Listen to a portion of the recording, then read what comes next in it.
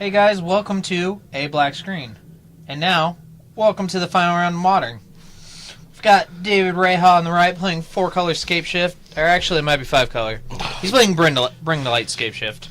Yeah. Versus Kyle Swisher on the left, who's playing Thopter Gifts, a deck I'm excited about in this new Modern format. I'm excited to see it. It might be Gifts and Givens' time to shine. Finally. The card that was good enough to be banned in Vintage, but not good enough to be a staple in Modern. Yeah, but you can't do as cool of stuff in Modern as you can in Vintage. You're right. So, give them another little stomp. Let them know that we are ready to go. Looks like there may be some mulliganing going on with Kyle. Yep. Reha appears to be keeping his 7.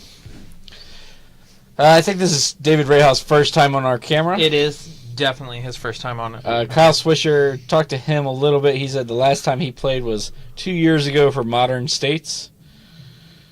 I thought we had him on an F&M at one point. His name was in the thing. So, here goes a scry. Looks like a flooded strand on his scry. Bottoms. Okay. So, here we go.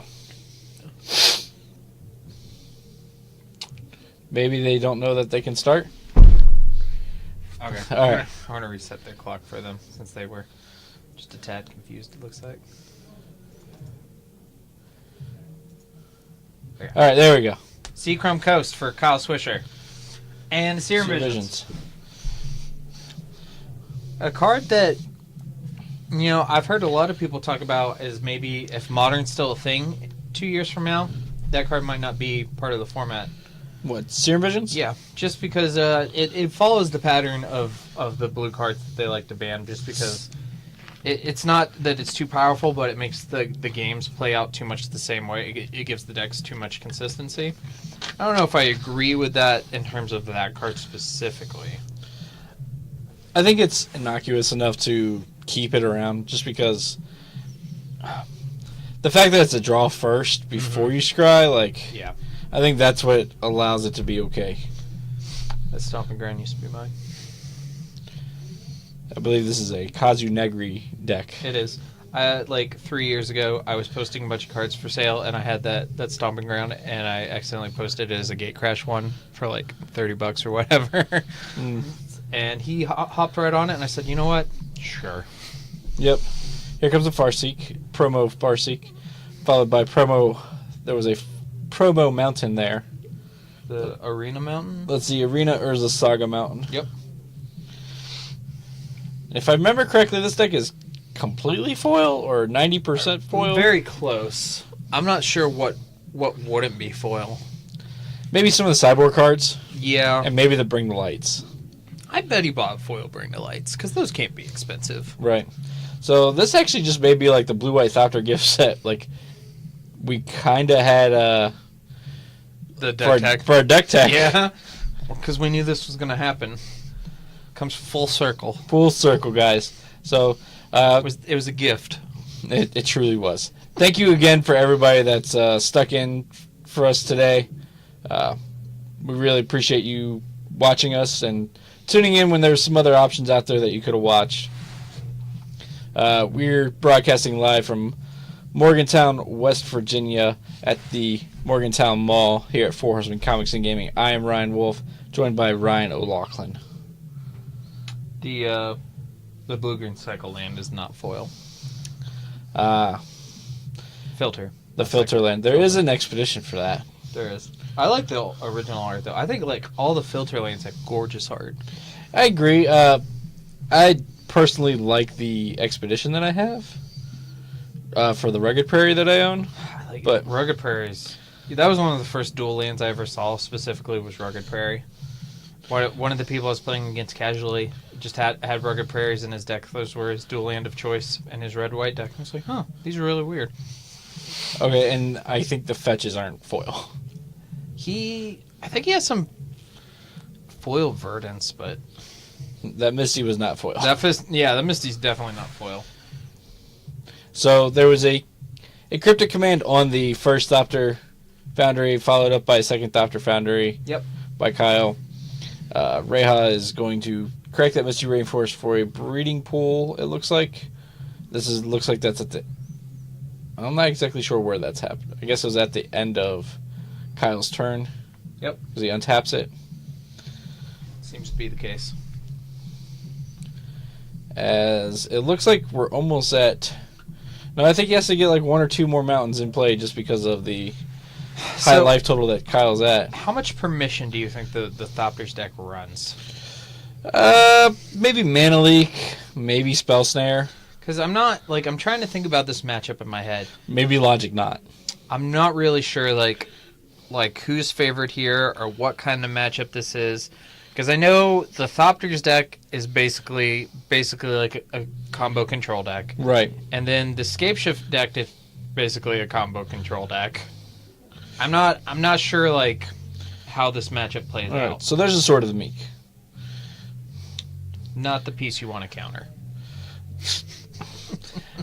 I don't think there's much you want to counter in this deck outside of the Thopter Foundry. Yeah. So here comes probably another Cryptic Command. Bounce the Thopter Foundry back to your hand. Which I wouldn't be surprised if that's what it is. Or it could be just counter draw. Counter draw, yeah. Okay. I mean, like, as long as he's countering the sword, the Thopter Foundry itself isn't too much of a threat. Right. So I like drawing a card and getting yourself one closer to that Thopter, or to that blah blah blah. Scapeshift, the namesake card of the deck. Right. So looks like he's counting up his mountains. He's got 5 in play. So it looks like he's may Scapeshift and then leave a Cryptic Command. Yeah. Kyle has counterspell mana open, but Reha may have had the Scapeshift for a while and just looking to a point where he can cast it with some sort of protection. Right. But there's not a lot that David can actually go ahead and do because he's already put 5 mountains in play. I mean... how many... So I'm more familiar with the older versions of the deck that don't play Bring to Light. Right. So, like, I'm not sure, like, how many mountains approximately the newer versions do play. I don't know. It's been a long time since I've seen Scapeshift being played, so... Since the last time Kazu played it, probably. Yeah. Or we had a couple different players playing it at SCG States last year. We had Austin Hall who's playing it. He had that deck completely foiled. Right. I remember that. He even had, like, the Misties and the Snapcasters. Austin spent a lot of money on his deck. Yeah. He also had foiled Jund at one point. And then he sold that for regular. He unfoiled it. Oh. Just throwing mad money around. I believe we were at GP Philadelphia Mm-hmm. when he sold off the foiled Jund and basically just like, yeah, I want to unfoil this. I want this in non-foil and some money, please. Because I believe it was I think he had Future Sight Goyfs. Okay, so here's a Scapeshift. Sacking 5 lands. Which I don't even think is enough, is it? Unless he goes and gets 2 Valakuts. He can get 2 Valakuts and 3 mountains. But... And that's... 3. I think that's only 18. Yeah. Well, maybe he has a lightning bolt. He may, and then... So here's Valakut, Cinderglade, Valakut, Stomping Ground, Stomping Ground. And that should be it. And then Kyle could also just make a Thopter. So this is 18 damage. Yep. If I mathed correctly. I mean, that's 3 for each mountain, and both Valkuts see each mountain, which is 9 times 2 is 18. And then he played another one. And then he plays, and that'll be 6 more. And then he's like, okay. And yes, all right. So David Reha takes game number 1 over Kyle Swisher. Like I said, he has a lightning bolt. It just happened to be in a mountain form. Right. Okay, so Reha is up a game. We are heading into game 2. This will be our last match of the evening. We have a long day ahead of us here in the store tomorrow, so we're going to wrap it up after this match. If you haven't heard, we are having a standard Grand Prix trial here at noon tomorrow. There's a $10 entry fee. We do have cash prizes, and it is the standard format. And I believe I just said that, but whatever. We're also doing a $10 Modern Win-A-Box tomorrow night at 6 p.m., and $10 is not the usual entry fee for that event, so make sure you come down and take advantage of that. We should have, I'm expecting a good attendance. Modern is super popular around here. Yep. I will be the judge for both of those events, I believe, is what we have on stack. So you come out and meet me. If you have some sweet red and white cards that you want me to sign, I'll sign them for you, I guess. Yeah, I'll sign all your green white cards. Don't bring your green cards. We don't want them here. I do. No, we don't. I want green cards. All the green cards.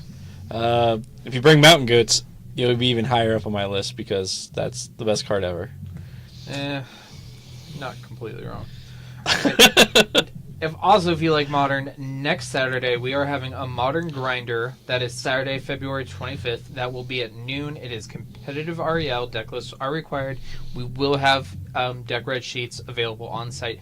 It's $20 entry fee, and for that event as well, we are having cash prizes. We are guaranteeing a minimum of $160 cash to first place.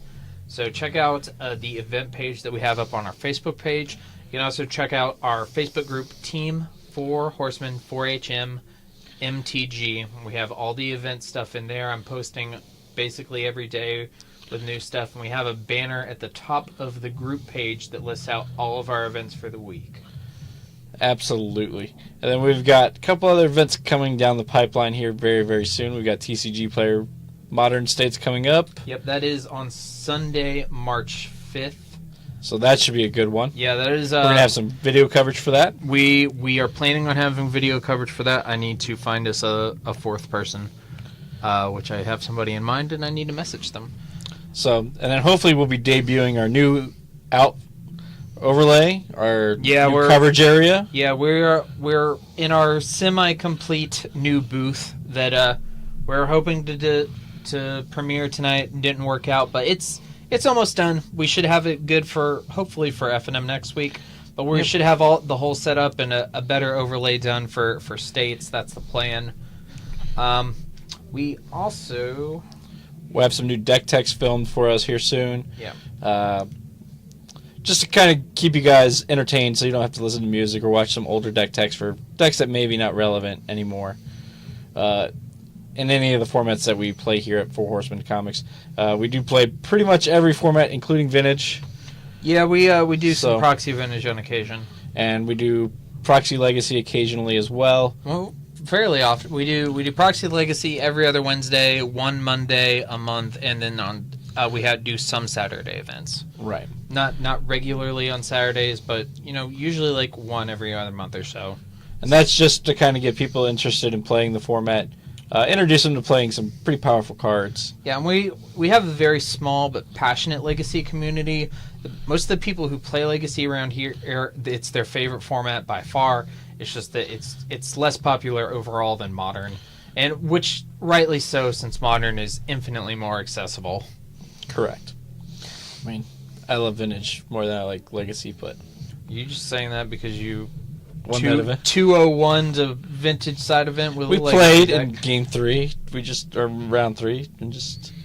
Did you win that last round? I did. Yeah, so you 3-0'd a Vintage side event with your Legacy Painter deck with no additions. No additions. Achievement unlocked. Duergar Hedgemage and Manic Vandal doing all of the work.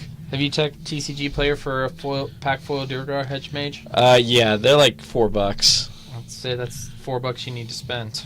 Yeah, I probably also need to pick up some more foil Manic Vandals. I'm just gonna. What are those, like 20 cents? 35.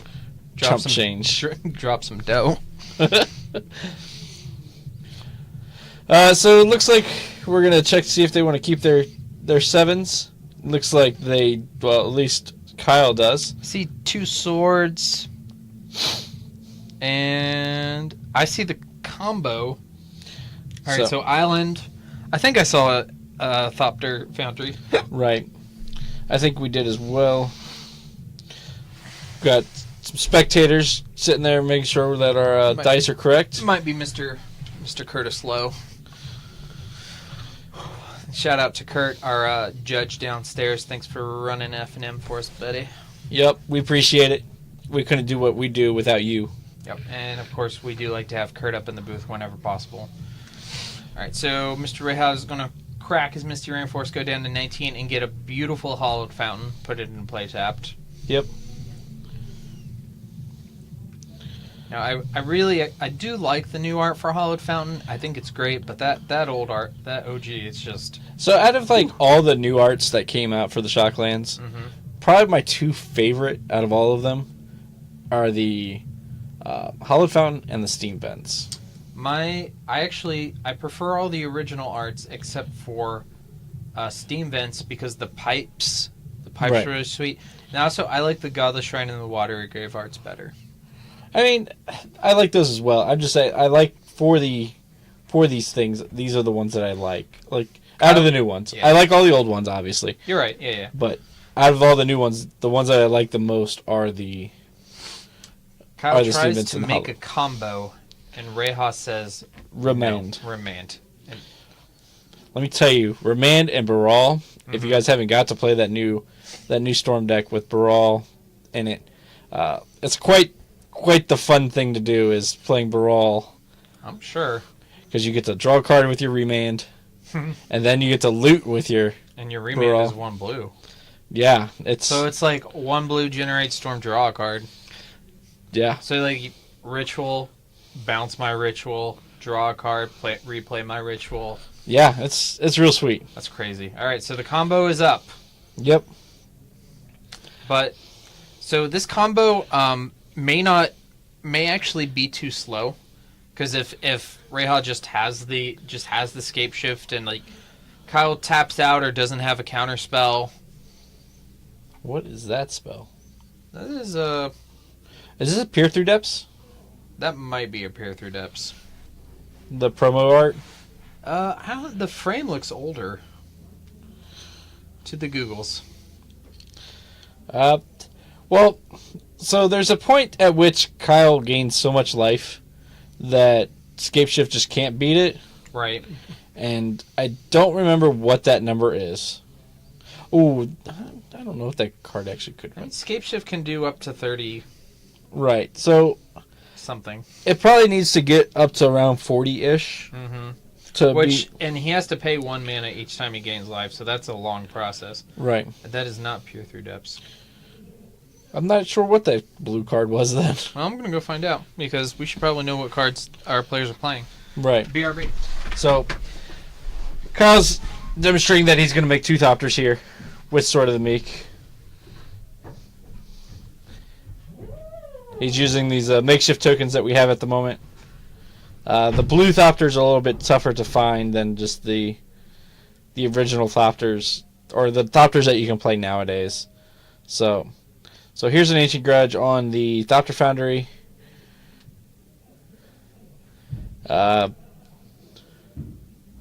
Which is fine. I don't think Kyle minds too much, but... So, Kyle's going to go up to 22. Untap. Draw a card. So, Ryan has returned. So, Ryan, what was the card? Worldly Council. Is 1 in a blue. Look at the top X cards of your library, where X is the number of basic land types among lands you control. Okay. Choose one of those cards, put it in your hand, put the rest in your bottom of your library. So, I am not familiar with that card. In the Bring to Light deck, it's probably pretty good. Yeah, not something that I'm used to. I mean, I've been playing Magic for quite some time, and yeah, I've never seen that one, or at least never seen it and registered it. Yeah, that's a possible for me as well. Which is unusual, because that's not. I mean, you think you would have hit that in like a 5-color commander deck or something at some point? Yeah. Okay, so it was originally from Invasion, which is the art that I guess that we had. Yep. And it was a reprint in. Was it time shifted? No, it was a Conflux. Oh, okay, well that makes sense. That's logical. Okay, so they renamed what it did, like to a. It's called Domain. Yeah. So. It's like the tribal. Right. Tribal Flames. Yep. So okay, not something I'm used to seeing, but definitely a little bit something different. All right, sorry guys, I'm updating the live totals as we speak. So Kyle's gone through 2 of his... So he's at 22? Yes, he's at 22. Okay. He's gone through 2 of his Thopter Foundries already. Here comes another hit on Reha for another 3 damage. So David is down to 8. Oh, I hate calling him David. That sounds so bad. All right, down to 8. And looks like he's just leaving up another sword, maybe? I'm not getting a good look at what's in his hand. I see that foil Ancient Grudge. That's a pretty card. Yep. Never thought I'd prefer the artwork of a card that didn't have a werewolf on it, but I do like the promo art. I do. Well, I like the promo and the Innistrad ones both have werewolves on them, and they're both sweet. But like that old one is just gorgeous. I agree. All right, presents, cuts, gentleman here. That was after the Search for Tomorrow came off suspend. Mm-hmm. He went and found an island. He's almost at that critical level. And this time, noticeably, only has 2 mountains in play instead of 5. Right. Now 3. we get 3. Still. He won't have that awkward turn of thinking, like, how many do I sack? So how many do I find? Is this a... Okay, so he's Academy Ruins. Yep, he's going to get... He's like, alright, what did you... Okay, it was Academy Ruins. Yep. Okay, so now I'm going to draw this again. Play another land, hopefully. Yeah, now it's open to Mana Leak. I don't know if Scapeshift still plays Mana Leak. It could play... Knowing Kazu, it could play anything, really. I remember him casting many Mana Leaks against me years ago. So he does Cryptic have command. Cryptic, counter, Bounce. bounce. Here comes a... That's Muddle the Mixture? I believe so. Okay. And then Reha's going to counter back. And then Kyle's going to swing for 3. Dropping Reha down to 5. But Reha's still in a position to win this game. Yep. Especially since Kyle only has one land open. Yeah. And this body language looks like Scapeshift. But him being at 22, like, does help him. Yeah. Although Reha has another land drop here to find an additional mountain. So he just played the Misty out of his hand. Yeah. So he's counting. He has Scapeshift. He's just... Or Bring to Light. He's trying to figure out if he can get lethal here. And even if not, if he puts the Valakut's in play, survives the next attack, then he gets to play another mountain and maybe win on his next turn. Which I know is not what they want to do ever. So he's going to float a bunch of mana. He's going to float 7. He's going to cast Bring to Light. Bring to Light. Which means he gets to search up Scapeshift and cast it. Yep. Yeah, that Bring to Light's foil. The Worldly Councils are not foil. They were not? No. Okay. I could see where an evasion foil would be a little bit difficult to find. Yeah.